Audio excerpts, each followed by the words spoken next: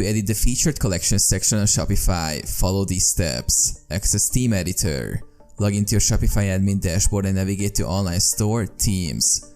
Find the Dawn theme and click Customize. Locate Featured Collections section. In the Theme Editor, look for the section that displays your featured collections.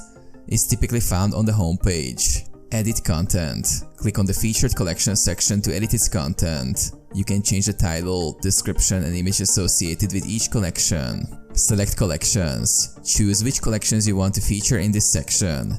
You can select existing collections from your Shopify store or create new ones specifically for this purpose. Customize Display. Adjust the layout and design settings for the Featured Collections section. You may be able to change the number of collections displayed, the arrangement of images and text, and other visual elements. Preview changes.